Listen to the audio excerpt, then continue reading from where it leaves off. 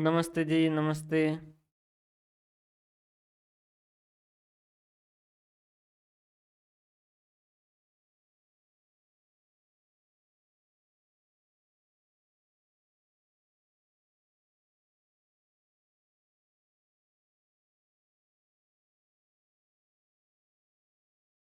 कैसे चल रही है पढ़ाई? बढ़िया चल रही है।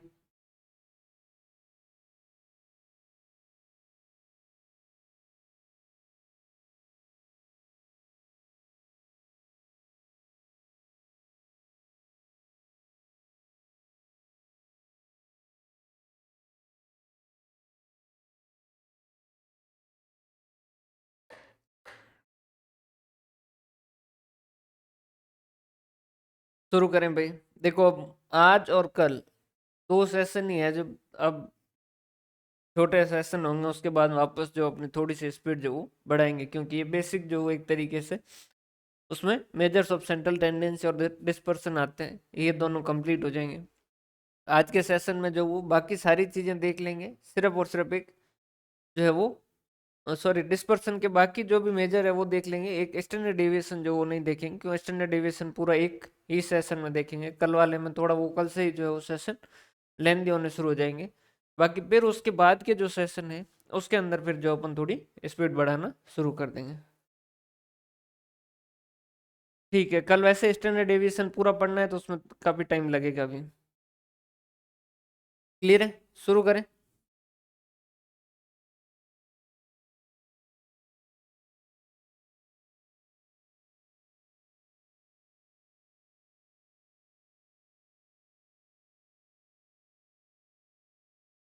मेजर्स ऑफ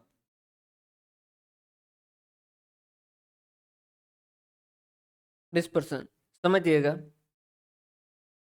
देखो, गणित जो है ना, गणित या मैथ्स या स्टेट्स जिसे कहते हैं, उसके अंदर क्या है, जो चीज है सो है, मतलब वो वैसी है तो वैसी ही होगी। जैसे कि 2+2 अगर 4 है तो ये हमेशा ही 4 ही रहेंगे, ये कभी भी ज्यादा या कम नहीं होंगे। क्लियर है? तो एक कोई यूनानी मैथमेटिशियन था जो कि अच्छा खासा ज्ञाता था मैथ्स का, तो उसने क्या किया, उनको एक जो है वो नदी पार करनी थी, और वो उसकी पत्नी और उसके दो बच्चे, उन सबको जाके नदी पार करनी थी। तो उसने क्या किया, अपना जो है पूरी फैमिली की हाइट का जो उसने एवरेज कैलकुलेट किया, जो कि उसका है 5 मीटर। क्लियर है? उसके बाद में उसने नदी का जो है वो एवरेज जो है वो गहराई कैलकुलेट की, जो कि आई 4 मीटर। तो उसने कहा कि भाई क्योंकि अपनी एवरेज हाइट 5 है और नदी की जो एवरेज गहराई है वो 4 मीटर है, इसका मतलब हम जो है वो क्या कर लेंगे, नदी आसानी से पार कर लेंगे। तो चलने लगे आगे आगे, वो मैथमेटिशियन चल रहा था, उसके पीछे उसकी जो है वो पत्नी चल रही थी, उसके पीछे जो दो बच्चे चल रहे थे, वो आगे चलता गया चलता गया। पत्नी ने कहा कि रुकिए, अपने जो दोनों बच्चे हैं वो क्या हो रहे हैं, उन डूब रहे हैं। उसने कहा कि हो ही नहीं सकता, मैं जो है वो कैलकुलेट करके आया हूँ, चिंता करने की कोई जरूरत नहीं, चलते रहो। थोड़ी देर में पत्नी ने और कहा कि देखो ये बिल्कुल सांस ही नहीं ले पा रहे हैं, ये डूब रहे हैं। वो दौड़ता हुआ वापस गया, वापस जाके उसने चेक की कैलकुलेशन में कोई मिस्टेक तो नहीं है, और चेक किया तो कैलकुलेशन उसकी सही थी। वापस आया तब तक उसकी पत्नी और बच्चे जो है वो डूब चुके थे। तो फिर जो है इस वजह से कहा जाता है, एक कहावत है कि लेखा जोखा ज्यों का त्यों, फिर भी कुनबा डूबा क्यों। मतलब कि जो कैलकुलेशन है वो तो पूरी परफेक्ट थी, फिर जो है वो ये पूरा का पूरा फैमिली जो है वो डूब कैसे गया। तो उसका कारण क्या था, ये एवरेज जो है ये क्या करता है, ये जो वैल्यू है, जैसे 5 आया होगा तो उसने कैसे कैलकुलेट किया होगा कि उसकी खुद की हाइट 6 रही होगी, उसकी पत्नी की मान लीजिए 5 रही होगी, और बच्चों की जो है वो 4.5, या एक ही बच्चा जो था उसकी एक ही था मान लीजिए, तो उसकी हाइट जो थी वो 4 थी। तो उसने एवरेज कैलकुलेट किया, 6+4, 5+4/3। तो इसने कहा कि 5 फीट जो वो एवरेज हमारी हाइट है। वहीं पर उसने नदी में इस तरीके से हो सकता है कि कहीं वो 1 फीट गहरी थी, कहीं वो 9 फीट गहरी थी, और कहीं वो 2 फीट गहरी थी। तो डिवाइडेड बाय 3 किया उसने, तो एवरेज आया इसका 4 फीट। तो इस हिसाब से उसने कहा कि अपनी एवरेज हाइट जो फैमिली की 5 है और नदी की जो एवरेज गहराई है वो 4 है। उसके हिसाब से वो नदी में तो चला गया, लेकिन यहाँ देखिए, यहाँ एक जगह वो क्या है, 9 फीट जो वो गहरी है, और ये जो है सारे के सारे इसमें डूबने वाली स्थिति बनती है। समझ पा रहे हो बात? तो इस वजह से कहा जाता है कि ये जो एवरेज है, ये जो एवरेज है, जैसे कि आपने एवरेज हाइट कैलकुलेट की, एवरेज कुछ भी कैलकुलेट किया, जैसे कि एवरेज रन कैलकुलेट किए, जैसे एक रोहित शर्मा है,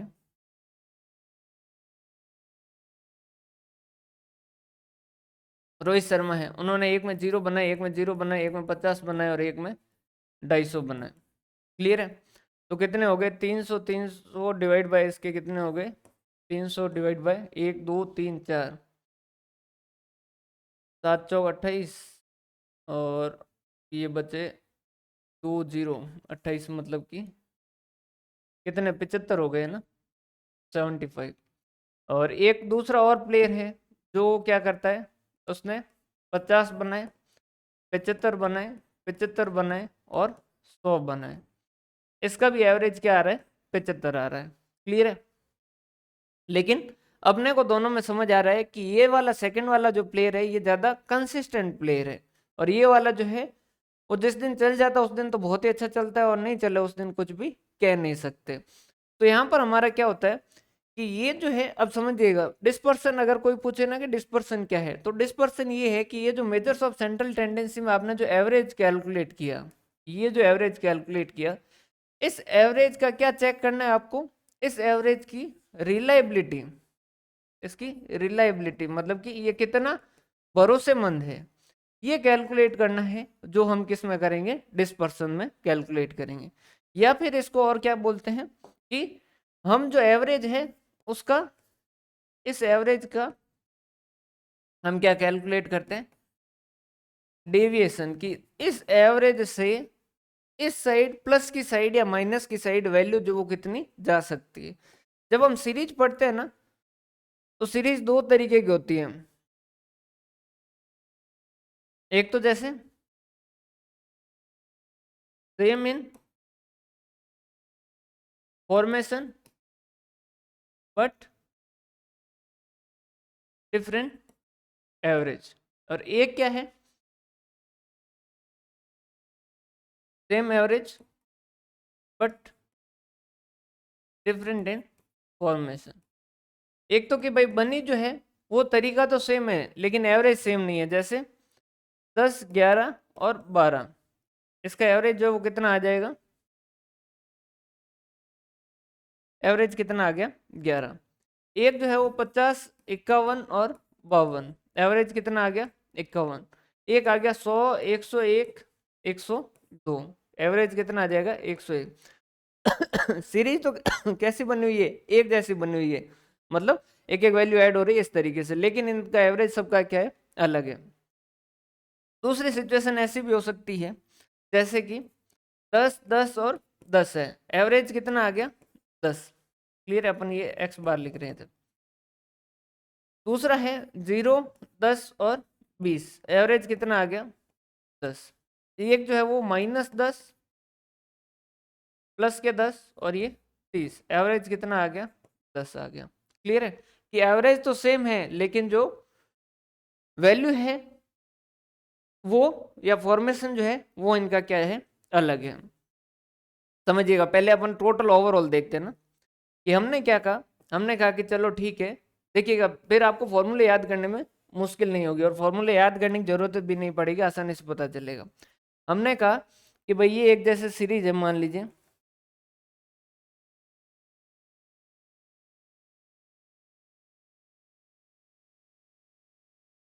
भाई कैलकुलेटर मिल नहीं रहा, आप एवरेज खुद कैलकुलेट करोगे ना। 0, 5, 7, 10, 15 और 2 3 4 5,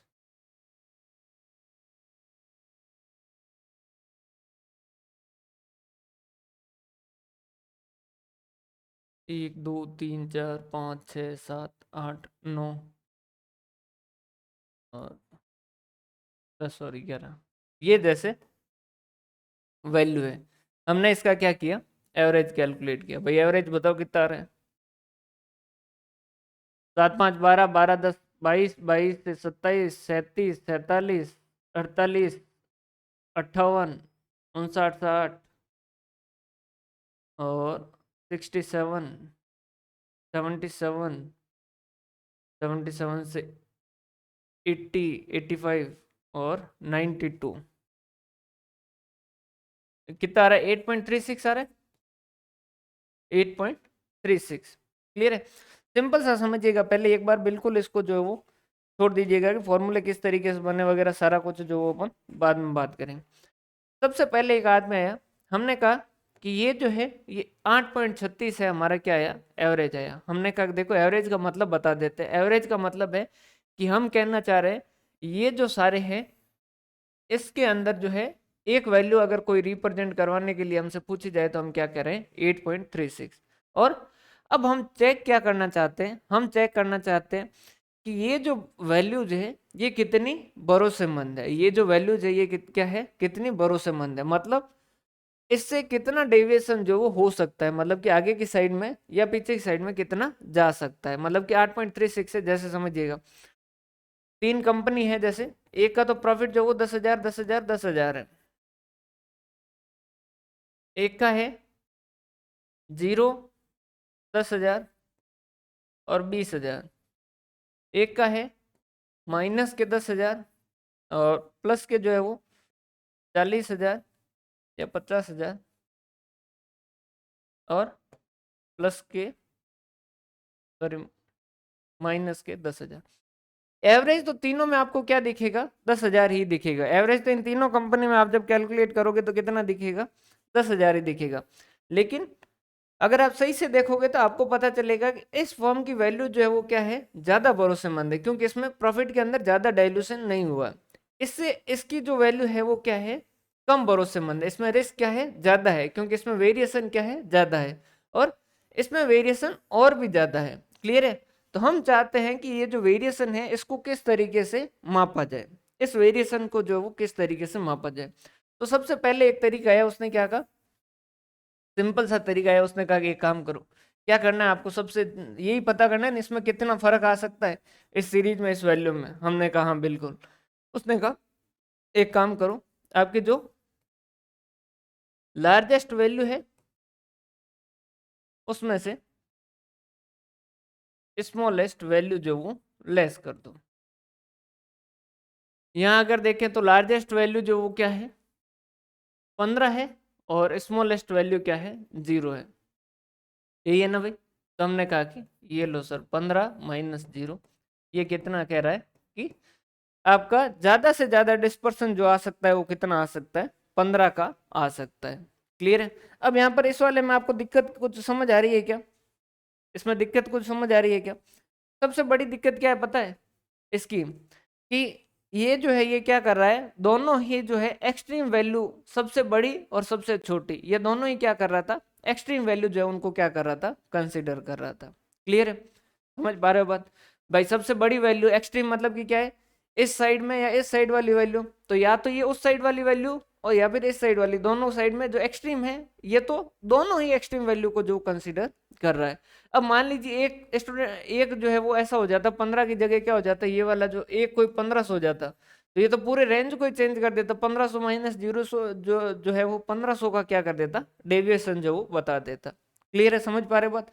तो पहले ने ये कहा, उसको कहा कि भाई देख तुम्हारी बात ठीक है, ऐसा कोई खास दिक्कत वाली बात नहीं है, लेकिन तुमने क्या किया है, जो वैल्यू कंसीडर की है ना वो सारी की सारी कौन सी है, एक्सट्रीम वैल्यू, दोनों की दोनों वैल्यू जो क्या है, एक्सट्रीम वैल्यू है। क्लियर है, तो ये तो ठीक है लेकिन इतना बेहतर नहीं है, लेकिन इसका इस्तेमाल किया जाता है। इस्तेमाल कहाँ किया जाता है, स्टैटिस्टिकल क्वालिटी कंट्रोल करके एक आगे चैप्टर और पढ़ेंगे, वहां पर जो वो अपन देखते हैं। जैसे वहां पर क्या होता है, जैसे पेन का पॉइंट बनाना है अपने को, जो कि 0.04 mm होना चाहिए मान लीजिए, तो वहां पर अपन क्या कर देते हैं, रेंज डिसाइड कर देते हैं, 0.044 से 0.005 तक हो या 0.003 तक हो तब तक चलेगा। उससे अगर ज्यादा इधर उधर हो जाए तो फिर क्या करना, उस पेन को या उस लॉट को रिजेक्ट हो जाना चाहिए। तो वहां अपन रेंज को कंसिडर करते हैं, वो डिस्पर्सन का वहां पर इस्तेमाल होता है। क्लियर है, लेकिन इन जनरल जो है ये क्या कर रहा है, एक्सट्रीम वैल्यू को कंसिडर कर रहा है। हमने इसको कहा कि भाई तुम ठीक हो, हम हमें ऐसा कोई तुमसे नफरत नहीं है, लेकिन तुम बेस्ट नहीं हो, अभी हमें क्या करनी है, और खोज करनी है, कोई और जो है वो अच्छी बात बता दे तो और भी बढ़िया है। तो उसके बाद में सेकंड जो है वो क्या है, इंटर क्वांटाइल रेंज।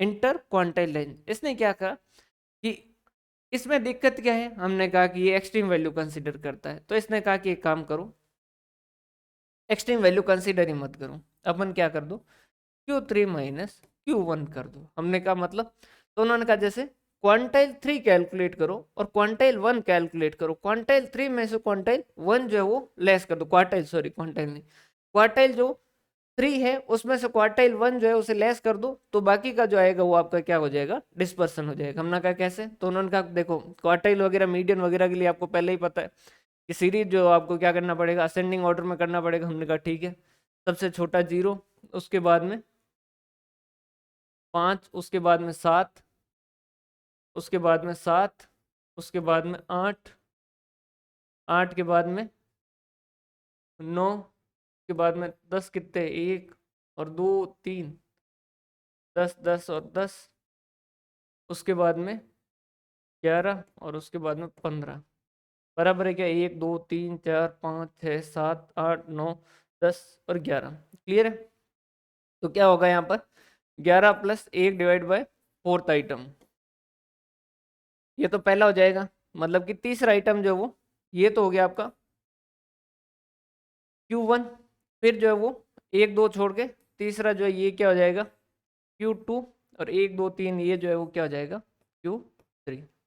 क्लियर है, तो इसने क्या कहा कि एक काम करो, Q3 माइनस Q1 जो वो कैलकुलेट कर लो। हमने कहा मतलब, तो उन्होंने कहा देखो एक काम करो, ये जो Q3 आपका आ रहा है 10 माइनस 7 कर दो, तो ये आपका डिस्पर्सन आ जाएगा 3। हमने कहा इससे फायदा क्या कि देखो रेंज वाला जब रेंज का बता रहा था तो सबसे बड़ा रोना तुम्हारा क्या था, यही कि एक्सट्रीम वैल्यू कंसीडर करता है, तो Q3 कर रहे हैं, इसका मतलब इससे इस साइड वाली 25% वैल्यू खत्म कर दी, हटा दी, उसको नहीं देख रहे।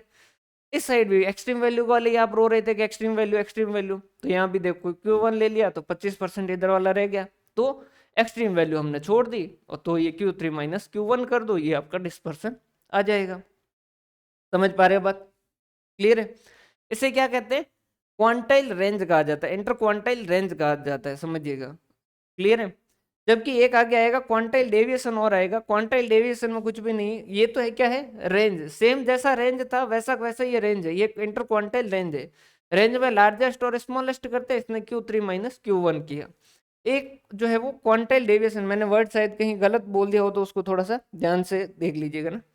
हाँ, दूसरा इसकी कमी क्या है कि 50% वैल्यू ही कंसीडर कर रहा है। भाई तुम्हारी इच्छा हो गई, तुमने 50% कंसीडर किया, ये क्या बात हुई भाई, ऐसा कैसे हो गया, तुम ये 50% कोई ज्यादा लाड ले, आपने उन 25% को बेचारों को इग्नोर कर दिया, इन 25% को इग्नोर कर दिया, ये क्या बात हुई, उनको तुम देख नहीं रहे हो, अपनी इच्छा हो गई देखा, अच्छा हुई नहीं देखा, ये इस तरीके से थोड़ी चलेगा। तो इसकी भी थोड़ी बहुत बुराई हुई फिर उसके बाद में। क्लियर है, ये ध्यान रखिएगा, ये क्या है, inter quantile range. Quantile deviation जो है वो कब होता है, उसमें क्या कर देते हैं, Q3 minus Q1 divide by 2 कर देते हैं। क्लियर है, मतलब कि इस डिस्पर्सन को क्या कर देते हैं, आधा कर देते हैं। क्लियर है, इसको half of inter quantile range भी कहा जाता है। क्लियर है, ये तो है इंटर क्वार्टाइल, सॉरी क्वार्टाइल बोल रहा हूँ, क्वांटाइल बोल रहा हूँ, क्वार्टाइल है ना, इंटर क्वार्टाइल रेंज है। और ये क्या है, इसको कहा जाता है सेमी इंटर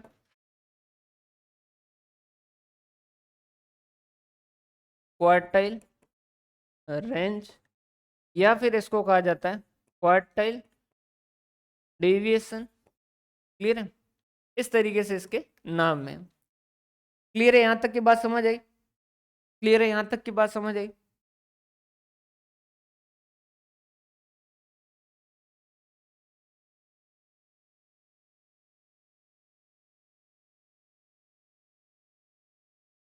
क्लियर है, यहां तक की बात समझ आई। ये तो हो गया क्वार्टाइल डेविएशन और ये हो गया इंटर क्वार्टाइल रेंज हो गया।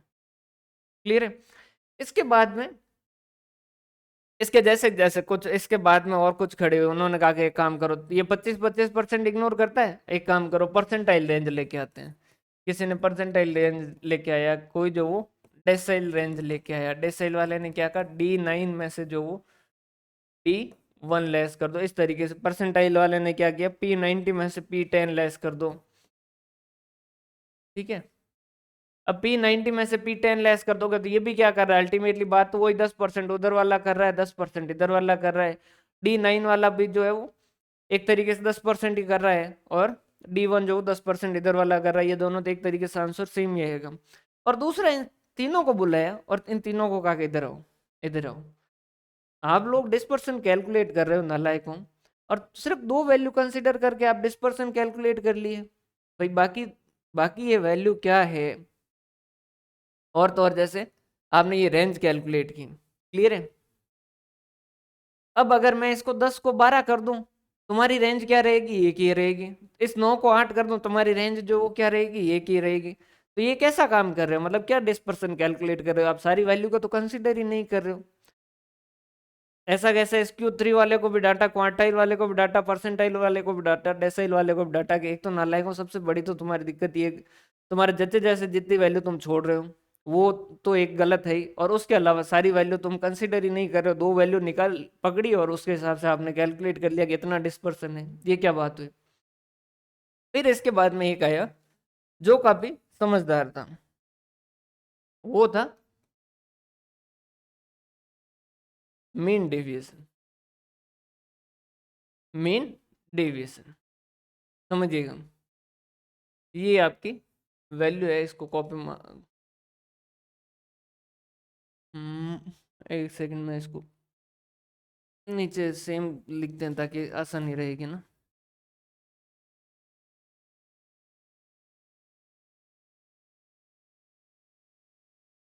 हम्म,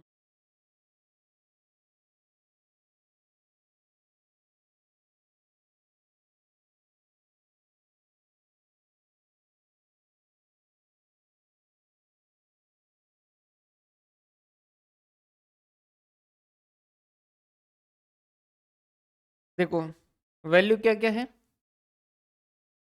0, 5, 7, 7, 8, 9, 10, 10, 10, 11 और 15।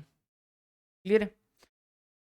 इसने आते ही कहा कि क्या दिक्कत क्या है, कि एक तो ये जो अभी तक वाले सारे हैं ना, वो सारी वैल्यू कंसीडर नहीं कर रहे हैं। सबसे बड़ी प्रॉब्लम तो ये है। उसने कहा कि कोई चिंता वाली बात नहीं, मैं सारी जो वैल्यू है ना उसको कंसीडर करूंगा। हमने कहा ठीक है। उसने कहा कि एक काम करो, सबसे पहले तो मुझे कुछ चीजें बताओ। हमने कहा बताओ, पूछो क्या है। तो हमने कहा कि एक तो एक्स बार कैलकुलेट करके दो। हमने कहा ठीक। एक जो मुझे मीडियन कैलकुलेट करके दो। हमने कहा ठीक। एक हम मुझे मोड कैलकुलेट करके दो। हमने कहा कि देखो एक्स बार तो हमने ऊपर कैलकुलेट किया था, 8.36 था ना। हाँ, 8.36। एक तो ये 8.36। उसके बाद में ये जो है ये कितना है, मीडियन जो वो 1, 2, 3। Q2 कौन सा था भाई, Q2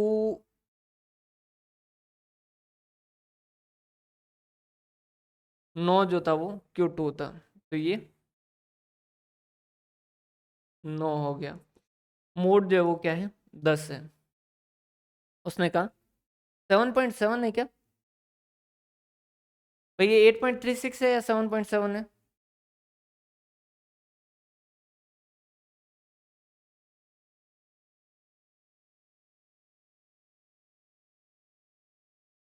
8.36 है, हाँ। देखो अब इसने क्या कहा कि इधर आओ, मैं जो है वो सब वैल्यू कंसिडर करवाऊंगा आपकी। जो है वो आपका सारा रोना ही खत्म करवाते हैं, अभी रुको। हमने कहा ठीक है।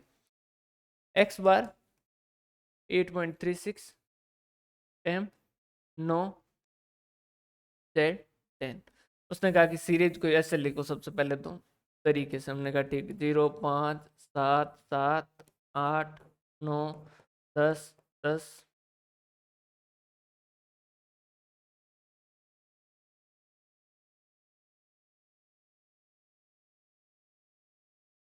10 10 10 11 और 15, ये आपकी सीरीज एक्स हो गया। हमने कहा ठीक।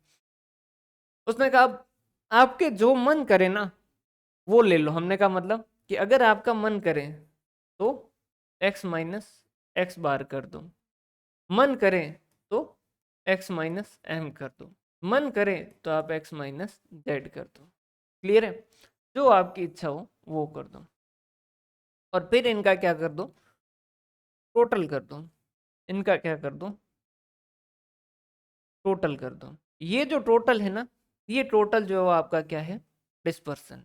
ये टोटल जो है वो क्या है आपका, डिस्पर्सन है। हमने कहा अच्छा एक बात आपको बताएं, उसने कहा बता दीजिए। हमने कहा कि इसकी टोटल तो हम सीधा ही बता देते हैं, जीरो होगा। इसका टोटल तो क्या होगा, जीरो होगा। और दूसरा, बाकी जो भी करोगे ना, मीडियन से कैलकुलेट करोगे या मोड से कैलकुलेट करोगे, अल्टीमेटली क्या होगा, कुछ चीजें माइनस में आएगी, कुछ चीजें प्लस में आएगी। जो प्लस वाले उनका इफेक्ट काफी हद तक जो वो मोड मीडियन खत्म कर देगा और मोड भी खत्म कर देगा। और अगर नॉर्मल डिस्ट्रीब्यूशन हो गया, नॉर्मल डिस्ट्रीब्यूशन हो गया मतलब कि मीन बराबर मीडियन बराबर मोड है, तो तीनों ही जो वो क्या हो जाएंगे, जीरो हो जाएंगे। तीनों ही क्या हो जाएंगे, जीरो हो जाएंगे। क्लियर है? क्या नॉर्मल डिस्ट्रीब्यूशन में डिस्पर्सन हो सकता है? क्या हो सकता है? अपन स्टैंडर्ड डेविएशन में इसके बारे में पूरा जो है वो पता करेंगे और वो कैलकुलेट भी करेंगे कितना परसेंटेज इस साइड में, प्रोबेबिलिटी क्या है वगैरह वगैरह। तो हमने कहा कि आपको पता नहीं है कि नॉर्मल डिस्ट्रीब्यूशन जब होता है ना, वहां पर भी डिस्पर्सन होता है। और आपका ये जो है वो अगर नॉर्मल डिस्ट्रीब्यूशन हो गया तो ये आपके तीनों क्या हो जाएंगे, जीरो हो जाएंगे। उसने कहा रुको रुको, अभी मेरी बात पूरी नहीं हुई। ये इसको ऐसा करो। हमने कहा ये क्या है, ये ऐसी लाइन ने क्यों की है? इसने कहा कि इसका मतलब है साइन जो है वो क्या करो, इग्नोर करो। हमने कहा मतलब कि जैसे आपका मीडियन 9 है तो 0 - 9 - 9 होते हैं, लेकिन आप क्या लिखोगे, 9 लिखोगे। 5 - 9 जो वो कितने होते हैं, -4 होते हैं, लेकिन आप कितना लिखोगे, 4 लिखोगे। 7 - 9 है जो 2 होते हैं माइनस के, लेकिन आप क्या लिखोगे, 2 लिखोगे। हमने कहा क्यों, कि क्योंकि हम जो वो क्या कर रहे हैं, ये जो है वो साइन इग्नोर कर रहे हैं। हम जो वो क्या कर रहे हैं, साइन इग्नोर कर रहे हैं। क्लियर है? हमने कहा तो डिस्पर्सन तो तीनों के हिसाब से अलग आएगा। एक्स बार से करेंगे अर्थमेटिक मीन से तो अलग आएगा, मीडियन से अलग आएगा, मोड से अलग आएगा। उसने कहा हाँ आएगा। मैंने कब मना किया नहीं आएगा, तीनों से अलग अलग आएगा। हमने कहा फिर हम कौन सा करें, ये एक्स बार वाला करें, मीडियन से करें या मोड से करें? उसने कहा तुम्हारे जो जचे उससे करो। लेकिन एक बात मैं आपको बता देता हूँ, जब आप मेजर्स ऑफ सेंट्रल टेंडेंसी पढ़ रहे थे ना, उस टाइम आपने एक प्रॉपर्टी पढ़ी थी मीडियन की। उसमें लिखा था कि ये जो है, अगर साइन इग्नोर करके एक्स माइनस एम करो और उसका समेशन करो, तो वो हमेशा क्या होगा, मिनिमम होगा। मतलब कि ये जो है ये हमेशा क्या आएगा, मिनिमम आएगा। तो तुम्हारा मन करे सो करो, इसमें से तो तुम्हारे जो वो मन करे सो करो। तुम्हें कोई ऐसा, हम मना नहीं कर रहे हैं, वो कह रहा है मैं मना नहीं कर रहा, तुम्हारे जो जचे जो करो, लेकिन इससे करोगे तो सबसे बेस्ट होगा। दूसरा, सबसे हमने पूछा कि रद्दी कौन सा होगा, तो उसने कहा कि सबसे रद्दी तो जो वो मोड होगा, क्योंकि मोड जो वो कई बार जो है दो दो मोड भी हो सकते हैं, तो उस केस के अंदर जो वो सबसे बेकार वाला मोड भी बनता है। लेकिन क्वेश्चन मेनली ये बनता है कि भाई सबसे अच्छा कौन सा बनेगा, मीडियन बनेगा। सबसे बढ़िया जो वो कौन सा बनेगा, मीडियन बनेगा। क्लियर है? समझ पा रहे हो बात? हाँ, मीडियन से जो वो मिनिमम आएगा, मीडियन जो है इससे मिनिमम आएगा ये। क्लियर है? तो इसने कहा कि आप तीनों में से चाहो जिससे कर सकते हो, इसमें हम कोई मना नहीं कर सकते, मना नहीं करते। आप तीनों में से कैलकुलेट किया जा सकता है, लेकिन सबसे बेस्ट जो रिजल्ट देगा वो क्या देगा, एक्स माइनस एम करके इसका समेशन करोगे, ये जो डिस्पर्सन आएगा वो क्या होगा, सही होगा, सबसे बेस्ट होगा। क्लियर है? ये जो है ना एक्स माइनस एक्स बार, ये जो है ना एक्स माइनस एक्स बार, इसको फर्स्ट मोमेंट भी कहा जाता है। इसको क्या कहा जाता है, फर्स्ट मोमेंट भी कहा जाता है। क्यों? क्योंकि आगे जब वो मोमेंट पढ़ेंगे तो ये समझ भी आएगा कि उसमें कुछ भी नहीं है, एक्स माइनस एक्स बार का स्क्वायर, ये सेकंड मोमेंट, थर्ड मोमेंट के अंदर क्यूब होता है वगैरह वगैरह इस तरीके से। तो इसको क्या कहा जाता है, फर्स्ट मोमेंट भी कहा जाता है इस वाले को। ये जो है ये आपका क्या है, एक तरीके से फर्स्ट मोमेंट है। मोमेंट के अंदर इसको वापस देखेंगे। क्लियर है? बाकी ये जो है ये क्या है आपका, बेस्ट है, इससे करना सबसे बढ़िया है इन तीनों में से।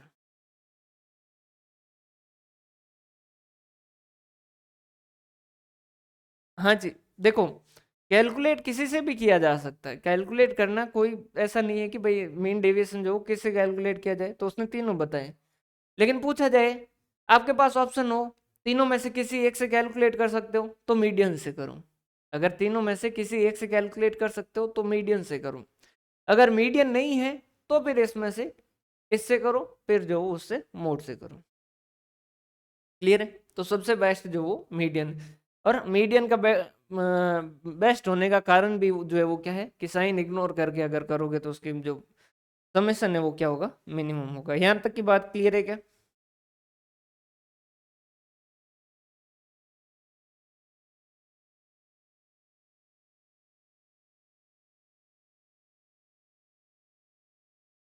क्या यहां तक की बात क्लियर है?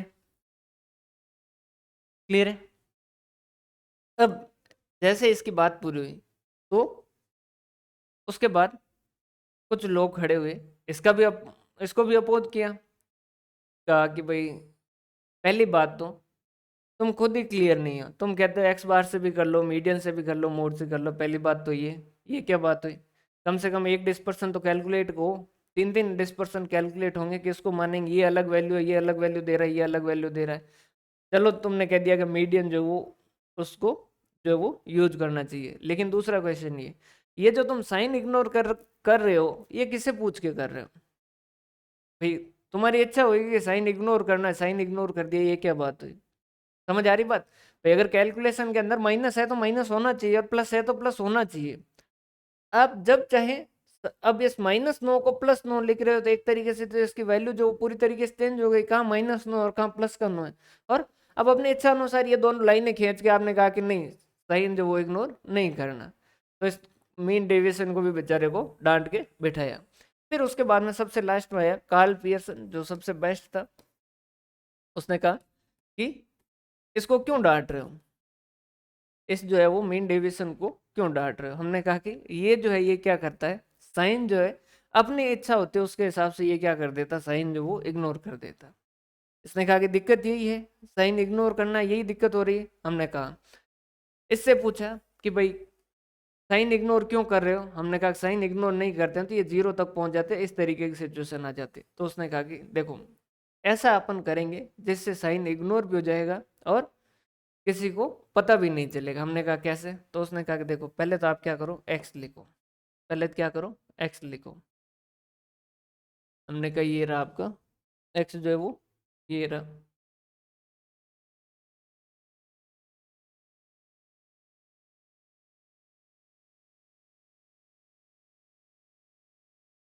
ये है x0 0 5 7 8 9 10 10 10 11 और 15। क्लियर है? ये जो है ये क्या करो आपका सबसे पहले तो ये लिख दो x। हमने कहा ठीक। फिर क्या करो x माइनस एक्स बार करो। हमने कहा मीडियन भी कर सकते हैं, उसने कहा नहीं अपने एक्स बार से ही करना है। हमने कहा ठीक।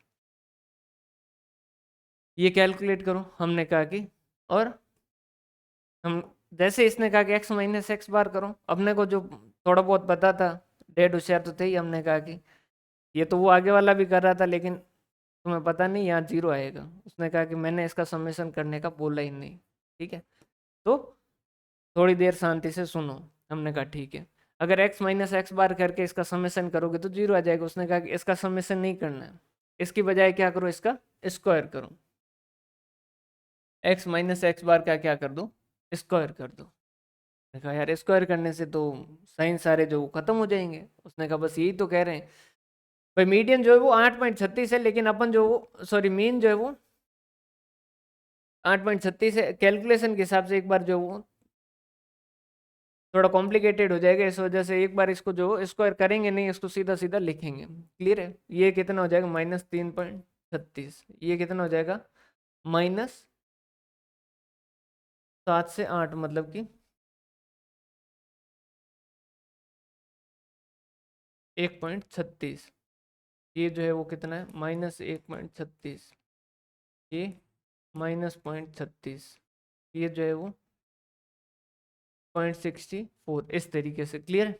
अब इसने क्या कहा, इसका क्या करो, स्क्वायर करो। 8 8 64 मतलब कि रफ मान रहे हैं ना, अप्रोक्स मान रहे हैं। ये जैसे 65 66 जो है वो अप्रोक्स है, बाकी जो है वो कैलकुलेशन ऐसी नहीं होगी, इजी होगी। ये अपने एग्जाम्पल लेते वक्त ये मीन जो फ्रैक्शन में आ गया इस वजह से ले रहे हैं। क्लियर है? ये जैसे आ गया आपका 3 3 या 9 मतलब कि लगभग 10 से एक अप्रोक्स आ गया। ठीक है, ये इस तरीके से। और ये क्या करो, इसका जो वो क्या कर दो, समेशन कर दो। इसका क्या कर दो, समेशन कर दो। हमने कहा कि क्या ये हमारा स्टैंडर्ड डेविएशन आ चुका है, क्या ये हमारा स्टैंडर्ड डेविएशन आ चुका है? इसने कार्ल पियर्सन जो दिया उसको क्या किया, कहा स्टैंडर्ड डेविएशन क्या ये हमारा आ चुका है क्या? उसने कहा नहीं। इसने कहा नहीं। हमने कहा क्यों, अब तुम्हें क्या दिक्कत है? उसने कहा कि देख, पीछे वाले ने कुछ गलती की थी, फिर उसको डांट पड़ी थी। हमने कहा हाँ, उसने क्या किए थे, साइन इग्नोर किए थे, इस वजह से डांट पड़ी थी। तो अपन ने क्या किया, यहाँ स्क्वायर किया है। आगे जो डांट पड़ेगी क्या, हाँ पड़ेगी। आगे वाले कहेंगे आपकी जब इच्छा हुई तो आपने क्या कर दिया, स्क्वायर कर दिया, ऐसा कैसे कर दिया? तो उसने कहा कि अब क्या करो, सिग्मा जो है वो x माइनस एक्स बार का स्क्वायर है, इसमें भाग दो कितने नंबर ऑफ आइटम है, और उसमें क्या, उसका क्या कर दो, रूट कैलकुलेट कर दो, अंडर रूट। हमने कहा ये क्यों? उसने कहा कि देखो, इसको क्या लिखते हो आप, इसको आप क्या लिखते हो, सिग्मा एक्स माइनस एक्स बार का स्क्वायर डिवाइडेड बाय एन, इसकी पावर क्या हो जाएगी, 1/2। तो मैंने पहले स्क्वायर किया, अब मैंने क्या कर दिया, वापस पावर 1/2 कर दिया। तो वो जो बात खत्म हो गई। अब हमने इससे पूछा कि भाई देख, मीन डेविएशन जो है वो तो क्या कर रहा था, तीनों का इस्तेमाल कर रहा था। एक्स माइनस एक्स एक्स बार कर सकते हो, एक्स माइनस एम कर सकते हो, एक्स माइनस जो वो जेड कर सकते हो। आपने ये एक्स माइनस एक्स बार ही क्यों लिया, ये अर्थमेटिक मीन ही क्यों लिया? उसने कहा उसका कारण है, जब आप अर्थमेटिक मीन की प्रॉपर्टीज पढ़ रहे थे, तब आप पढ़ रहे थे सिग्मा एक्स माइनस एक्स बार जो है उसका स्क्वायर करते हैं तो ये क्या आता है, मिनिमम आता है। इस वजह से हमने जो है ये क्या किया, इस एक्स बार को इस्तेमाल किया। हमने कहा अच्छा, क्योंकि आपने अर्थमेटिक मीन इस्तेमाल किया है तो क्या ऐसा होगा कि कुछ अर्थमेटिक मीन वाली प्रॉपर्टी भी आप में आएगी? उसने कहा बिल्कुल आएगी। कुछ ऐसी प्रॉपर्टी जो अर्थमेटिक मीन की है वो यहाँ पर भी आएगी। क्लियर है? जो कुछ अर्थमेटिक मीन की कुछ कुछ प्रॉपर्टी जो यहाँ भी आएगी, कुछ कुछ बातें भी यहाँ आएगी। जैसे अर्थमेटिक मीन में कंबाइंड अर्थमेटिक मीन कैलकुलेट कर सकते हैं, तो यहाँ कंबाइंड स्टैंडर्ड डेविएशन कैलकुलेट हो जाएगा। क्लियर है? अर्थमेटिक मीन के अंदर कांस्टेंट वैल्यू ऐड करने पर और लेस करने पर, मल्टीप्लाई करने पर, डिवाइड करने पर जो कुछ चेंज आता है, इसमें एग्जैक्ट सेम तो नहीं आएगा, क्योंकि प्लस और माइनस में तो क्या होगा, ये नॉट अफेक्टेड रहेगा। प्लस और माइनस में क्यों अफेक्टेड नहीं रहेगा? जैसे 5 6 7 है, तो आपका कितना हो जाएगा, ये 6 आ जाएगा एवरेज, तो 1 0 और 1 आ जाएगा। सब में एक एक वैल्यू अगर ऐड कर दोगे तो कितना हो जाएगा, 6 7 और 8 हो जाएगा, तो भी ये क्या हो जाएगा, 1 0 1। तो एक्स माइनस एक्स बार कर रहा है तो सारों में वैल्यू जो वो चेंज करने से ये फर्क नहीं पड़ेगा। एक तो ये नहीं आएगा, बाकी इसके जैसे जैसे कुछ जो है वो सिमिलरिटी आएगी। उसके अलावा बाकी क्या कर रहे थे आप अर्थमेटिक मीन में? हमने कहा अर्थमेटिक मीन में तो हम अगर जैसे किसी की कोई एक आध वैल्यू पता नहीं होती थी तो वो भी कैलकुलेट कर सकते थे। क्या यहाँ भी हो सकता है क्या? बिल्कुल यहाँ भी हो सकता है। क्लियर है? तो इसकी कुछ प्रॉपर्टी जो क्या होगी उसके जैसे जैसे होगी। उसके अलावा हमने कहा और क्या कर लोगे? उसने कहा कि जब अर्थमेटिक मीन थी तो उसके अंदर एक चार्ली और चेक करके उसने जो वो क्या किए थे, एक्यूरेसी चेक करने के लिए कुछ फॉर्मूले दिए थे। दो ही फॉर्मूले थे, वो वैसे के वैसे फॉर्मूले, कोई खास चेंज नहीं, वैसे के वैसे फॉर्मूले यहाँ भी उसने दिए, क्योंकि उसको अर्थमेटिक मीन समझ आ गया, इस वजह से उसने वैसा वैसा फॉर्मूला स्टैंडर्ड डेविएशन के लिए भी दिया। क्लियर है? तो ओवरऑल चैप्टर का कॉन्सेप्ट समझ आया क्या? ओवरऑल चैप्टर का कॉन्सेप्ट समझ आया क्या? अब इसके बाद में स्टैंडर्ड डेविएशन कि लोगों ने तारीफ की, वाह यार सबसे बेस्ट काम तो यही है। और डिस्पर्सन में सही देखें तो मेजर जो है वो सबसे बेस्ट जो स्टैंडर्ड डेविएशन है। इस वजह से जब भी हम एफएम वगैरह पढ़ते हैं तो रिस्क एनालिसिस वगैरह, रिस्क एनालिसिस एक तरीके से क्या डिस्पर्सन का एनालिसिस है, तो वहां पर जब हम इस्तेमाल करते हैं तो कौन सा करते हैं, रिस्क के लिए क्या मेजर यूज करते हैं हम? रिस्क के लिए जो क्या करते हैं, स्टैंडर्ड डेविएशन का इस्तेमाल करते हैं। सर बीटा भी करते हैं, बीटा भी करते हैं, लेकिन मेनली जो चलता है रिस्क के लिए वो क्या चलता है, स्टैंडर्ड डेविएशन चलता है। एक कोएफिशिएंट ऑफ वेरिएशन भी देखे थे, क्लियर है, कि 1 रुपया कमाने के लिए कितना रिस्क, तो वहां पर भी हम क्या किए थे, स्टैंडर्ड डेविएशन का इस्तेमाल जो वो किए थे, क्लियर है। तो अब स्टैंडर्ड डेविएशन का इतना पॉपुलर ज्यादा होने का कारण क्या था भाई, ये चीजें तो यहां तक की तो ठीक थी,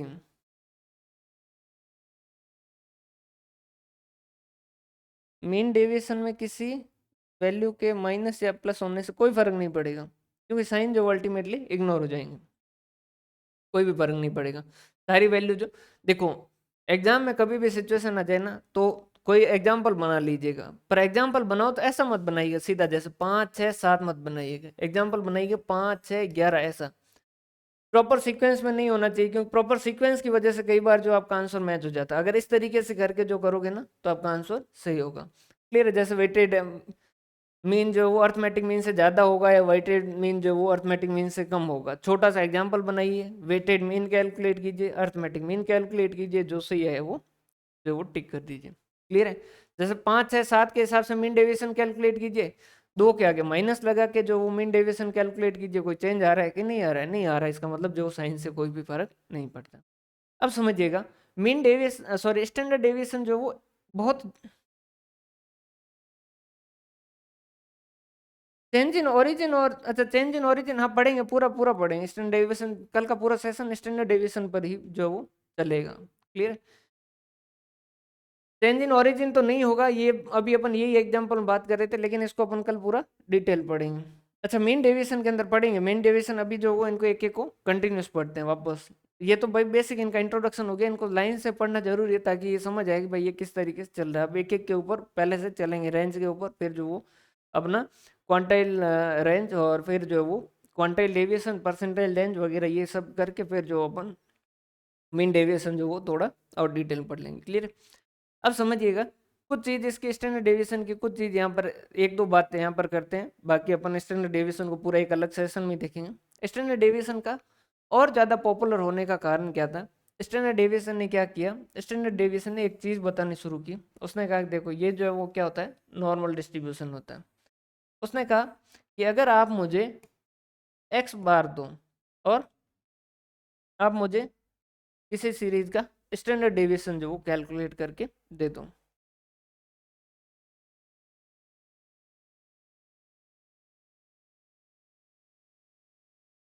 वो लास्ट वाले के अंदर नोट्स के अंदर जो है वो लिखा हुआ, वो उतना इम्पोर्टेंट है नहीं, क्लियर, सिर्फ फॉर्मूला ही है। हाँ, एक्स बार और स्टैंडर्ड डेविएशन। देखो अगर कभी क्लास जो वो आप लेट हो जाए, तो लेट ज्वाइन कीजिए मत, फिर जो पूरी रिकॉर्डेड क्लास देखिएगा, नहीं तो क्या होता है, आपको लगता है कि मेरी क्लास पूरी हो चुकी है, जबकि वो क्लास पूरी होती नहीं है, और ना कॉन्सेप्ट क्लियरिटी आती है। तो कभी क्लास जो वो ज़्यादा लेट हो जाए, जब भी आओ एक बार पूछ लो कि भाई काफी हो चुका है या अभी शुरू हुआ है। अगर हो चुका है थोड़ा बहुत पोर्शन, तो फिर उसको बाद में जब अपलोड हो तो पूरी की पूरी शुरू से ही जो वो देखो, ताकि क्या होगा, समझ आएगा कॉन्सेप्ट, नहीं तो बीच से फिर जो कुछ चीजें छूट जाती हैं। अब देखो इसने क्या कहा कि अगर आप मुझे एक्स बार दे दो और स्टैंडर्ड डेविएशन कैलकुलेट करके दे दो, तो मैं ये बता दूंगा कि जैसे कि आपका एक्स बार जो वो 10% है, क्लियर है, और स्टैंडर्ड डेविएशन जो मान लीजिए 3 आ गया या 4 आ गया, इस तरीके से जो वो स्टैंडर्ड डेविएशन आ गया, क्लियर है। ये जैसे 10 है और ये जैसे 2 है, तो इसने क्या कहा कि मैं आपको ये बता दूंगा, फिर उसके बाद में आपने जैसे मुझसे क्वेश्चन पूछो कि रिटर्न जो है वो 12 से ज्यादा होने के चांसेस कितने हैं, तो वो मैं बता दूंगा। अगर आप मुझे पूछ लो कि रिटर्न 7 से 12 के बीच में होंगे, इसकी प्रोबेबिलिटी कितनी है, मैं वो बता दूंगा। मैं ये बता दूंगा 6 से 12 के बीच में कितनी, या 15% से भी ज्यादा रिटर्न आने के चांसेस कितने। तो उसने कहा कि मैं एरिया के हिसाब से आपको ये चीजें भी कैलकुलेट करके बता दूंगा। फिर जो है वो स्टैंडर्ड डेविएशन सबसे ज्यादा पॉपुलर हुआ, और स्टैंडर्ड डेविएशन जो है वो मेजर्स ऑफ डिस्पर्सन का सबसे बेस्ट मेजर जो वो माना जाता है, क्लियर है। तो ये इस तरीके से डिस्पर्सन के तरीके हैं। अब एक एक ओपन जो वो इन तीनों को सही से देख लेते हैं, रेंज और इंटर क्वांटाइल रेंज और मीन डेविएशन। बाकी तो वो उनके जैसे ही है, क्लियर है भाई, यहाँ तक की चीजें क्लियर है आपको। तो देखो रेंज कैसे कैलकुलेट होगा, लार्जेस्ट वैल्यू माइनस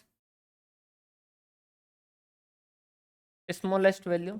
लेकिन ये जो है ये क्या है, एक तरीके से एब्सोल्यूट मेजर है कि भाई 7 का गैप है, 8 का गैप है, इस तरीके से। क्लियर है।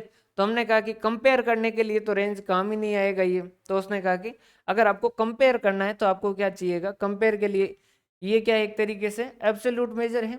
ये क्या है आपका एब्सोल्यूट मेजर है। एब्सोल्यूट मेजर का मतलब क्या है, जिस यूनिट के अंदर लिखे हुए हैं, जैसे मार्क्स लिखे हुए हैं, तो ये भी क्या बता रहा है, डिस्पर्सन भी मार्क्स में बता रहा है। तो ये तो क्या है एक एब्सोल्यूट मेजर है। ठीक है। इसने कहा कि रेंज जो है ये तो क्या है एक तरीके से एब्सोल्यूट मेजर है।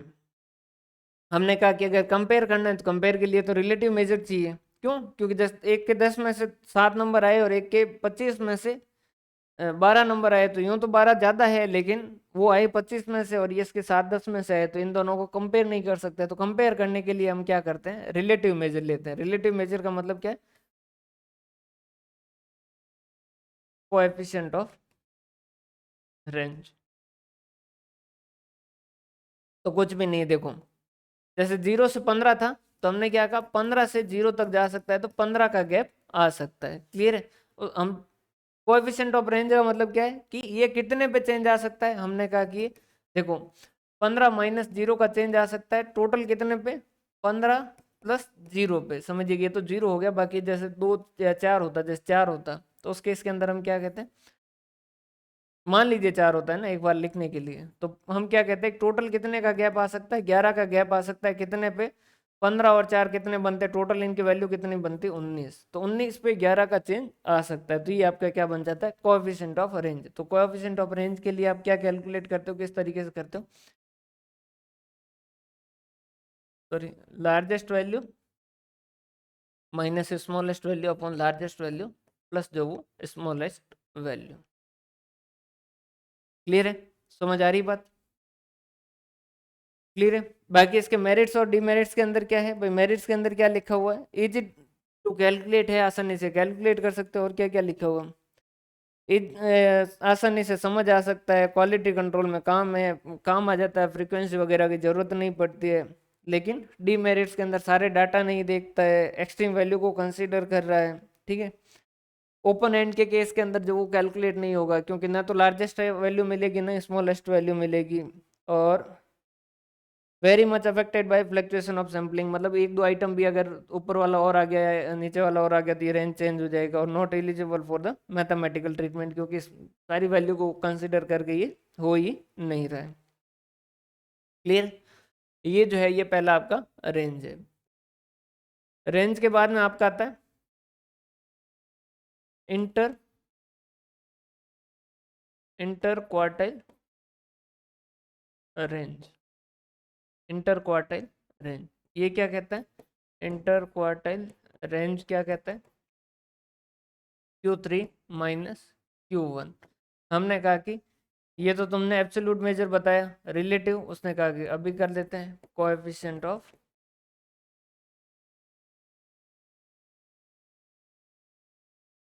Inter quartile range is equal to Q3 minus Q1 upon Q3 plus Q1। हमने कहा ठीक। इसके बाद में ऐसा कैसा एक जो है वो है आपका percentile range,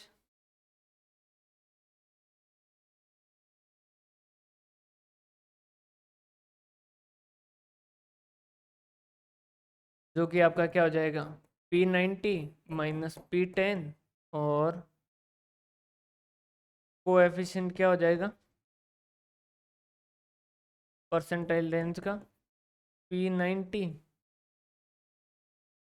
minus P10 upon P90 plus P10। Decyl के केस के अंदर सीधा यही लिख देता हूँ ना, T9 माइनस T1 सेम ही आएगा वैसे, T9 minus T1 upon T9 plus D1। बाकी इनके जो मेरिट्स वगैरह है वो सेम ही है वैसे, इसके अंदर कोई खास चेंज जो वो है नहीं। क्लियर है।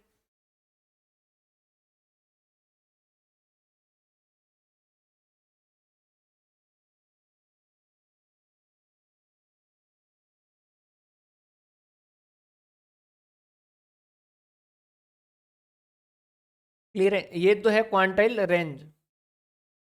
इसके बाद में आपका आता है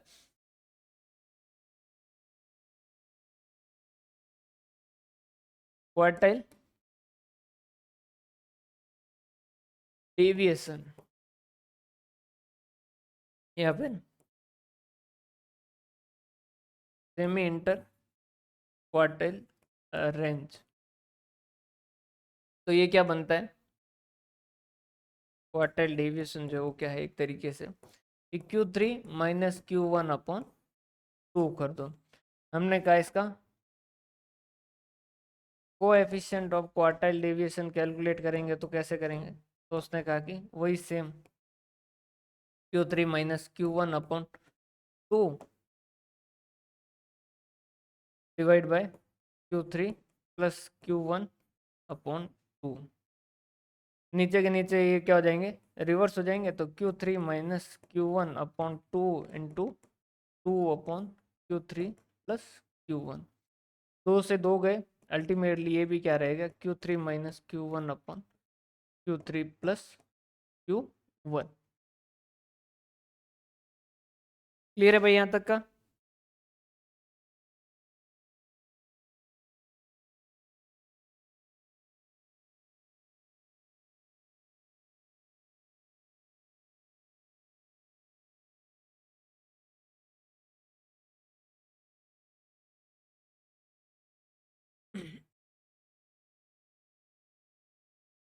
क्लियर है। इसके बाद में आपका आता है मीन डेविएशन। क्लियर है, पहली बात तो साइन इग्नोर करते हैं, और उसके अलावा जो है अ, इसको जो है वो तीनों से कैलकुलेट किया जा सकता है। इसको जो वो स्मॉल डेल्टा से किससे रिप्रेजेंट करते हैं, स्मॉल डेल्टा से रिप्रेजेंट किया जाता है। और स्मॉल डेल्टा जो है उसका साइन क्या होता है, ऐसा कटा हुआ 8 के जैसा। तो ये जो है ये आप एक्स बार से कैलकुलेट कर सकते हो। अगर एक्स बार से कैलकुलेट करोगे तो क्या कहोगे, सिग्मा एक्स माइनस एक्स बार, और डिवाइडेड बाय क्या कर दोगे, डिवाइडेड बाय एन कर दोगे। क्लियर है। और फ्रीक्वेंसी वाला होगा तो उसमें क्या हो जाएगा, सिग्मा एफ और X minus X bar upon N होगा। इसको आप चाहो तो मीडियन से भी जो वो कैलकुलेट कर सकते हो। उस केस के अंदर ये क्या हो जाएगा आपका, sigma X minus M upon N हो जाएगा। और ये क्या हो जाएगा, sigma F X minus M upon N हो जाएगा। और डेल्टा जेड, तो सिग्मा एक्स माइनस जेड हो जाएगा डिवाइड बाय एन। और ये हो जाएगा sigma F X minus Z upon N. Clear है, समझ आ रही बात? अब इसमें जो वो एक दो बातें ध्यान रखिएगा, ये मोमेंट के टाइम में पढ़ेंगे। इसको जो है ये आपका क्या है, फर्स्ट मोमेंट है। ये जो ये आपका क्या है, फर्स्ट मोमेंट है। और ये जो ये क्या है, वेक्टर है। बिकॉज कारण क्या है, सिग्मा एक्स माइनस एम जो होता है वो क्या होता है, मिनिमम होता है। अब समझिएगा, अब क्वेश्चन का आंसर आप खुद ही देंगे कि ये जो है मीन डेविएशन, क्या ये चेंज इन ओरिजिन या चेंज इन स्केल से अफेक्ट होगा या नहीं होगा।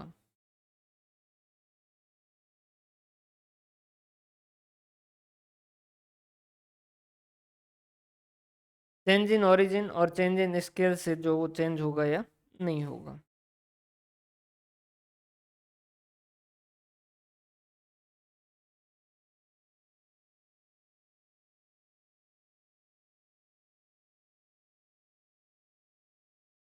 देखो, चेंज इन ओरिजिन का मतलब क्या है कि प्लस और माइनस कर दो, वैल्यू में कोई भी चेंज नहीं आएगा। क्लियर है।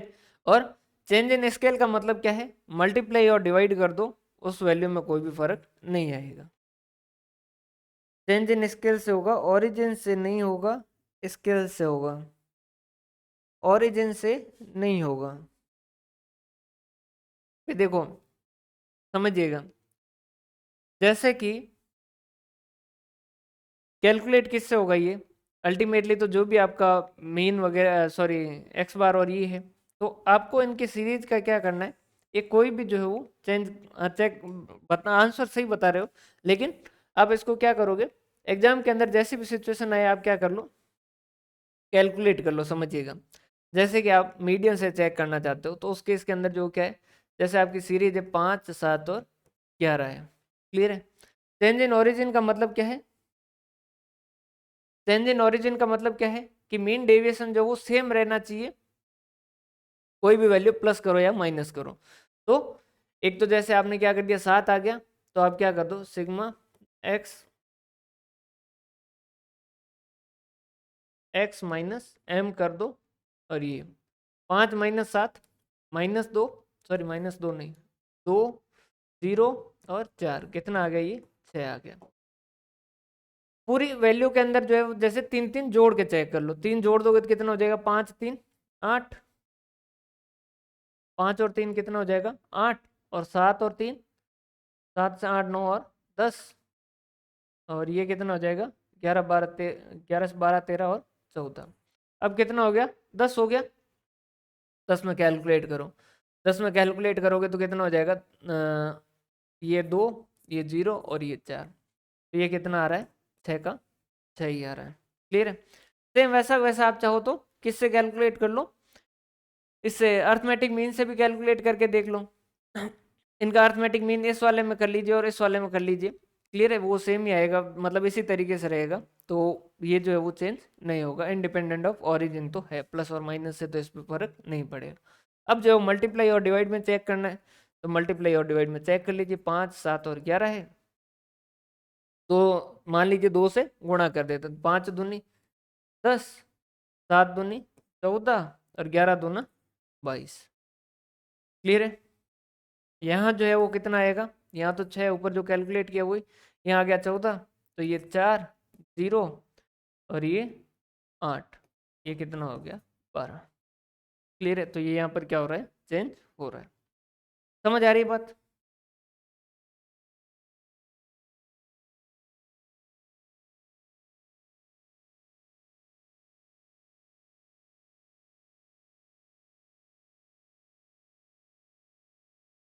समझ आ रही है भाई।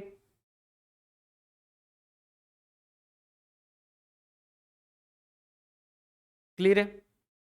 अब इसके मेरिट्स वगैरह की बात करें तो थोड़ी तारीफ कर देते हैं, थोड़ी बुराई कर लेते हैं। मेरिट्स की बात करें तो सबसे पहला क्या लिखा है कि इजी टू कैलकुलेट है, कि आसानी से कैलकुलेट हो जाता है। फिर दूसरा क्या लिखा है कि पॉसिबल फ्रॉम एनी एवरेज, आपका मन पड़े जिससे कैलकुलेट करके देख लो, अगर अर्थमेटिक मीन से मजा आ रहा है अर्थमेटिक मीन से कर लो, मीडियन से कर लो, मोड से कर लो, जो जिसके ऊपर आता है वो। और बेस्ड ऑन ऑल ऑब्जर्वेशन, सारे जो है वो वैल्यू जो वो कंसिडर किए, उसके बाद में नेक्स्ट जो है वो क्या लिखा है, list affected by extreme value.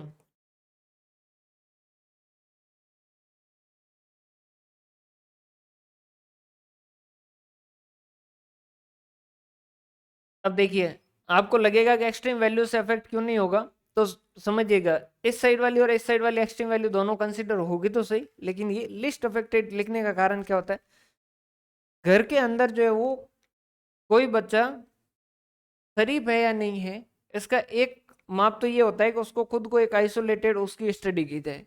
दूसरा, उसके भाई बहन कैसे हैं, अगर भाई बहन जो वो अव्वल किस्म के बदमाश है, उस केस के अंदर वो थोड़ा कम बदमाश भी होगा तो उस केस के अंदर भी चलेगा। जैसे गैंग्स ऑफ वासेपुर के अंदर जो वो छोटा वाले का नाम क्या होता है, एक तो फैजल हो गया, और सबसे जो बड़ा होता है उसका पता नहीं, यार नाम भूल चुका हूँ मैं, और सबसे छोटा जो होता है वो जो ब्लेड रखता है। तो उन तीनों केस के अंदर जो वो सबसे बड़ा वाला भाई जो है वो सबसे करीब लगेगा, है वो भी बहुत बदमाश, लेकिन वो उन दोनों बाकी दोनों के कंपैरिजन में क्या है, करीब है। तो ये अभी तक जो पढ़ रहे थे ना, वो एक्सट्रीम वैल्यू से बहुत ज्यादा परेशान थे, इस वजह से ये जो एक तरीके से list affected by extreme value. और दूसरा क्या है, और वैसे है भी बेचारा, क्योंकि बीच की वैल्यू है, बीच की वैल्यू जो क्या करेगा, एक्सट्रीम वैल्यू का आधा इफेक्ट जो खत्म कर देगा, वहां से जो गैप देख रहे हैं। क्लियर है। और उसके बाद में क्या है, हाँ इनके रिलेटिव वेट भी जो कैलकुलेट हो सकते हैं। रिलेटिव वेट कैसे कैलकुलेट करेंगे इसके, समझिएगा। रिलेटिव वेट में जो कुछ भी नहीं है, ये वो कहाँ लिखे थे फॉर्मूले, हाँ। रिलेटिव वेट कैसे कैलकुलेट करोगे, अगर अर्थमेटिक मीन से कैलकुलेट कर रहे हो तो उस केस के अंदर रिलेटिव मीन क्या हो जाएगा कि भाई ये जो है वो एक्स बार से इतना आ रहा है, मीन डेविएशन डिवाइडेड बाय क्या कर दो, एक्स बार कर दो। एम से इतना आ रहा है डिवाइडेड बाय एम कर दो, और जेड से इतना आ रहा है डिवाइडेड बाय जेड कर दो, कि भाई इस मीडियन पे इतना जो मीन डेविएशन, इस मोड पे इतना डेविएशन, और इस अर्थमेटिक मीन पे इतना डेविएशन।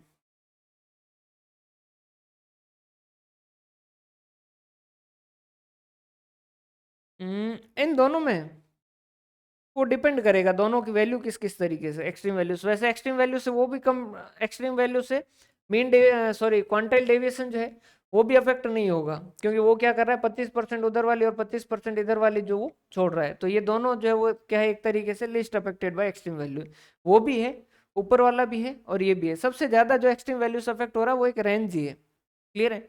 परसेंटाइल हो गया, डेसाइल हो गया, क्वांटाइल हो गया, ये सारे के सारे जो वो कम है। अब परसेंटाइल जो है वो सिर्फ 10-10% छोड़ रहा है, क्वार्टाइल 25-25% छोड़ रहा है, तो क्वार्टाइल एक्सट्रीम वैल्यू से और कम अफेक्ट होगा। क्लियर है। और इसी तरीके से मीन डेविएशन भी जो क्या होगा, कम होगा। सर्टेन वैल्यू है,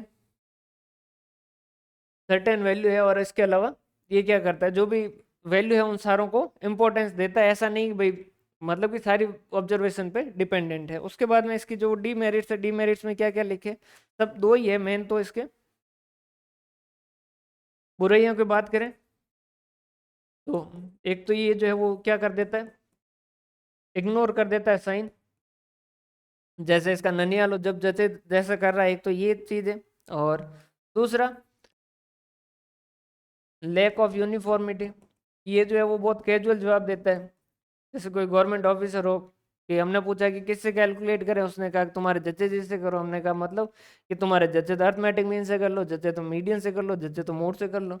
ये तो इस तरीके से जवाब दे रहा है। ऊपर वही तारीफ दिया ना कि कहीं से भी कैलकुलेट हो सकता है, ऑप्शन में दोनों ही थे, तो भाई एक जो है वो आपको क्वेश्चन बना के चेक करना पड़ेगा। जैसे भाई देखो, क्वांटाइल डेविएशन का जब भी एग्जांपल बनाओगे तो सीधे सी बात है, आपको ध्यान क्या रखना है कि ये n+1 divided by fourth item जब करोगे तो डिवाइड बाय 4 होना चाहिए, तो 7 आइटम रख दीजिए कोई भी, जैसे 0, 5, 7, असेंडिंग ऑर्डर में लिखिएगा, 8, 1, 2, 3, 4, 9, 11, 1, 2, 3, 4, 5, 6, और एक जो है वो सातवां रख दो, 15। ये हो जाएगा Q1, ये हो जाएगा Q2, नहीं सॉरी,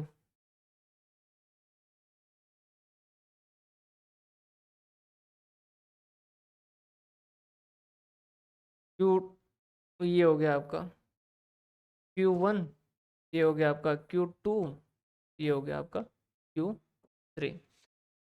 11-5 कैलकुलेट कर लीजिए, ये तो आपका कितना हो गया, 11-5 जो है वो कितना हो गया, है। और दूसरा जो वो आपका मीन डेविएशन कैलकुलेट करना है, तो आप क्या कर दीजिए, इससे कैलकुलेट कर दीजिए मीडियन से, 0, 5, 7, 8, 9, 11 और 15। क्लियर है। कौन सा है मीडियन, 8 है, तो ये -8 मतलब कि 8, 3, 1, 0, 1, और ये 8, 9, 10, 11, 3, और 8 से ये हो गए 7, इनका टोटल करो, 7, 8, 9, 10, 11, 12, 12 से 13, 14, 15, 15 और 8, 15 से 20 और 20। 23 डिवाइडेड बाय n भी करना पड़ेगा यहाँ, 1 2 3 4 5 6 7 डिवाइड बाय 7। क्लियर है? तो ये देखो कितना आ रहा है, 7×21, 7×21 मतलब कि 3 पॉइंट कुछ ऐसा आ रहा है। वहाँ कितना था, 11-5 कितना था भाई, ये जो कितना आया था, 11-5 6 आया था। क्लियर है? समझ आ रही बात भाई? देखो स्टेट्स में प्रैक्टिकल करवाने का कारण सिर्फ इतना है ताकि आपको क्या हो, ऐसी सिचुएशन आए, क्योंकि ये सारे मेरिट्स जो अपन पढ़ नहीं सकते, कभी भी नहीं पढ़ सकते। क्लियर है? क्योंकि अब इसकी और कोई प्रॉपर्टी अलग से करें, जैसे कि भाई +1.25 करें या 1.1 करें तो क्या होगा, 1.6 से मल्टीप्लाई करें तो क्या होगा, इस तरीके से बहुत सारे क्वेश्चन पूछे जा सकते हैं। आपको इसका बेसिक आइडिया पता होना चाहिए और इसकी कैलकुलेशन पता होनी चाहिए। बाकी क्वेश्चन जो आपको पता है कि भाई टाइम काफी बचेगा, समझ आ रही बात? टाइम के अंदर ऑडिट के 50 क्वेश्चन करने में आपको, सॉरी टोटल, हाँ ऑडिट के 50 क्वेश्चन करने में आपको टाइम नहीं लगेगा, मुश्किल से 15 मिनट जो वो ऑडिट के लगेंगे, मैक्सिमम 15 से 20 मिनट, क्योंकि या तो वो आएंगे या नहीं आएंगे, थ्योरी क्वेश्चन सीधा। वैसा वैसा टेक्स्ट का है, उसके अंदर थोड़ा और ज़्यादा टाइम मानो तो 30 या 35 मिनट लगेंगे, तो आपके पास स्टेट्स के लिए काफ़ी अच्छा खासा टाइम रहेगा। क्लियर है? तो ऐसा एग्जाम्पल छोटा सा बना के आप कैलकुलेट कर सकते हो। क्लियर है भाई? और उसके बाद में क्या है, एक लिखा है कि इसको मोड से जो कैलकुलेट करना मुश्किल हो जाता है, जब मोड जो वो क्या हो, भरोसेमंद नहीं हो। कई बार जो मोड क्या हो जाते हैं, दो या दो से ज्यादा मोड भी हो सकते हैं, मतलब जैसे कई बार होता है ना सरपंच के इलेक्शन में, दो कैंडिडेट को बराबर वोट मिल गया, तो न ये जीता ना वो जीता, तो उस केस के अंदर जो क्या हो जाता है, वो मोड दो हो जाते हैं। क्लियर है भाई? और उसके बाद में क्या है, ये काम कहाँ आता है, छोटे सैंपल में आता है, स्टैटिस्टिकल एनालिसिस वगैरह में काम आता है। क्लियर है ये? क्लियर है भाई? तो देखो यहाँ तक का जो एक बार रिवीजन कर लीजिएगा, कल जो अपन स्टैंडर्ड डेविएशन करेंगे, और जब डिस्पर्सन कंप्लीट होगा तो अपन क्या करेंगे, स्पीड थोड़ी सी बढ़ाएंगे। क्लियर है? और क्वेश्चन जो वो मैं कल मॉर्निंग के अंदर जो मेजर्स ऑफ सेंट्रल टेंडेंसी की जो है क्वेश्चन और अपडेट करूंगा, उनको जो आप फटाफट देख लीजिएगा। उसके अंदर जो एक केन नागर वाली जो बुक है, उसके अंदर 7वें नंबर का जो क्वेश्चन है ना, जो स्क्यूनेस के ऊपर बेस्ड है, कि लेफ्ट वाली टेल जो वो लंबी होगी या राइट वाली टेल लंबी होगी, उसका आंसर जो वो सी है। उस बुक के अंदर जो बी दे रखा है, लेकिन वो आंसर जो उसका सी बनता है। कंबाइंड मीन, कंबाइंड मीन कोई दूसरा नाम जो पूल्ड मीन है।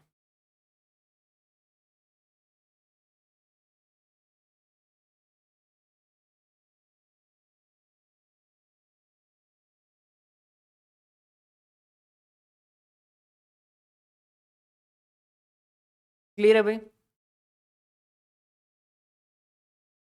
वो देखो ऐसे कुछ वर्ड तो जो वो रहेंगे, ऐसा चिंता नहीं करनी, वो आराम से देखो, अपने को जो है वो एग्जाम के अंदर जो ऑप्शन दे रखे हैं ना, उनसे आंसर निकालना है। इसका मतलब क्या है, इसका मतलब ये है कि आंसर अपने सामने है, बस अपने को पहचानना है कि ये आंसर है। तो उसमें बाकी वालों को अगर आप काटना शुरू कर देते हैं तो भी आपका पोल जो बच जाता है, फिर जो वो आपको समझ आ जाता है।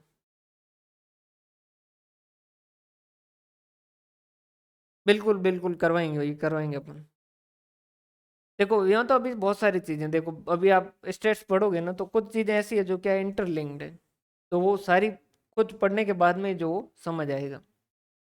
और उसके अलावा कुछ चीजें जो लास्ट के अंदर जो 2-3 पेज की ऐसी चीजें भी देनी है, जो आपको क्या करना होगा, उनको याद भी करना होगा, जैसे कि फर्स्ट एन नेचुरल नंबर का टोटल कैसे कैलकुलेट करते हैं, उनके स्क्वायर का टोटल कैसे कैलकुलेट करते हैं, ठीक है, फर्स्ट एन नेचुरल नंबर का हार्मोनिक मीन कैसे कैलकुलेट करते हैं, ये सारी चीजें जो लास्ट के अंदर पेज में देंगे, उनको जो अपने को एक बार डिस्कस भी कर लेंगे और उनको याद भी करना ही पड़ेगा। क्लियर है भाई? तो यहाँ तक का जो देखिएगा, कल जो कल वाले सेशन में अपन स्टैंडर्ड डेविएशन पढ़ेंगे पूरा, और उसके बाद में जो वो स्पीड थोड़ी बढ़ा देंगे। क्लियर? और बाकी आपके टैक्स वगैरह कैसी चल रही है भाई? टैक्स वगैरह की भी काफ़ी क्लासेज अपडेट हो चुकी है, देख रहे हो या नहीं देख रहे हो? और पेपर थर्ड जो वो पढ़ाई कर रहे हो या नहीं कर रहे हो?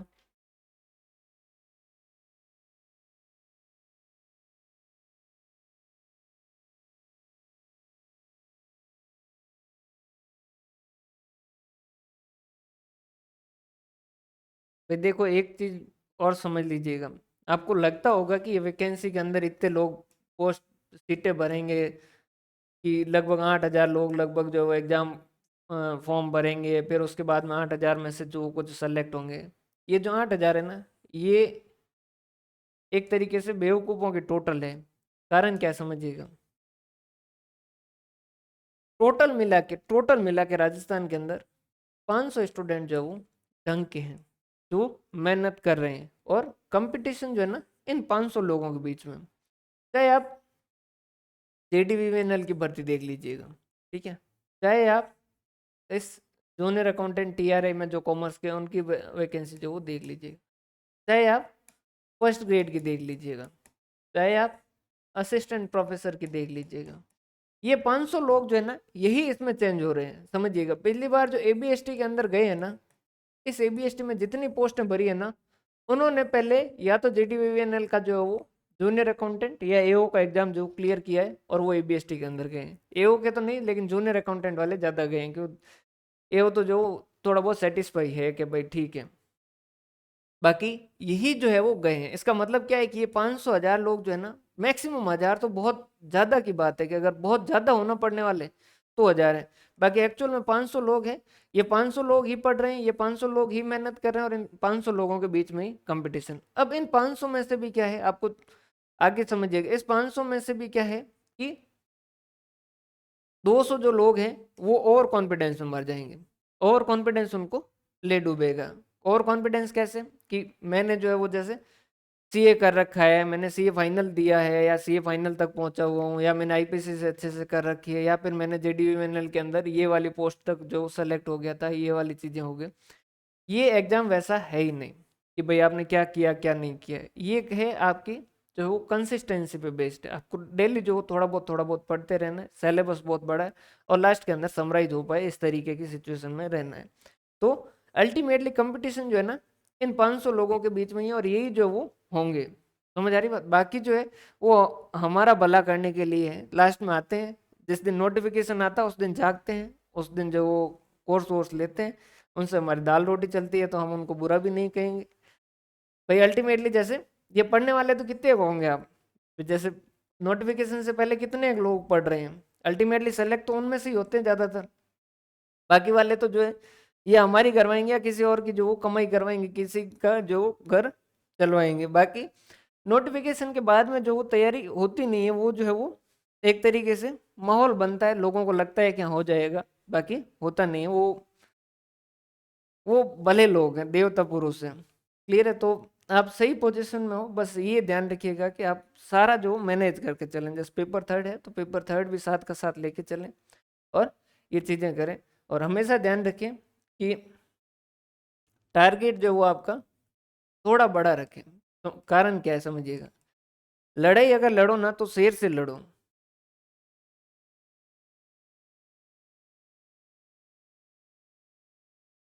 हाँ बिल्कुल बिल्कुल। लड़ाई जो लड़ो ना तो वो हमेशा क्या करो, चेंज कैसे हो गया, लड़ाई अगर हमेशा लड़ो ना तो शेर से लड़ो। उसका कारण क्या है कि अगर हार भी गए तो भी लोग क्या कहेंगे कि यार शेर से लड़ा था और हार गया, और अगर जीत गए तो कहेंगे वाह यार शेर को हरा दिया। गधे से लड़ भी लिए तो हार गए, तब तो जो इज्जत उड़ेगी वो तो उसका तो कहना ही क्या, और जीत भी गए तो भी लोग कहेंगे कि आखिर जो जीता भी तो किससे, गधे से ही जीता। इस वजह से मन के अंदर जब टारगेट रखो ना तो ये मत रखो कि मुझे पास होना है। समझिएगा, ये बहुत साइकोलॉजी के हिसाब से बहुत काम करता है। आप हमेशा टारगेट रखो कि मुझे जो वो जीवन के अंदर क्लास में फर्स्ट नहीं आया, लेकिन फिर भी मैं यहाँ पर रैंक फर्स्ट लेके आऊँगा। क्लियर है, कारण क्या होगा कि अगर आप रैंक फर्स्ट का मन में लेके तैयारी करोगे ना तो धीरे धीरे, आपको नहीं पता चलेगा लेकिन धीरे धीरे क्या होगा, आपके सब कॉन्शियस माइंड में ये सेट हो जाएगी, और आपकी तैयारी जो है और आपका एटीट्यूड जो है उस तरीके से हो जाएगा। और बाद में अगर रैंक 1 नहीं भी आई ना तो भी रैंक 30 भी आएगी ना तो सेलेक्ट पक्का होगे। समझ पा रहे बात, तो टारगेट जो वो ये मत रखो कि मुझे सेलेक्ट होना है, फिर टारगेट ये रखो कि मेरे को रैंक 1 लेके आनी। और ऐसा नहीं है बेटा 100, आपको सेलेक्ट होने के लिए भी 140 तक तो पहुंचना ही है। ठीक है, फर्स्ट रैंक के लिए कितना जाना है, 155। समझ आ रही बात भाई, ये 15 नंबर का गैप और बढ़ाना है। मतलब कि और कम करना है एक तरीके से, 140 155 पे जाना। तो शुरू से ही मन में टारगेट रखो रैंक फर्स्ट का, कि भाई रैंक फर्स्ट ही लेके आनी, उससे कम जो मेरे को नहीं चाहिए, ये ही चाहिए। क्लियर है? फिर जो आपके बड़े बड़े बैनर लगा के फिर जो हम और कमा लेंगे। क्लियर है? तो ये सारी बातें हैं, अच्छे से पढ़ो, और डाउट वगैरह है तो जो भेजते रहो। क्लियर है?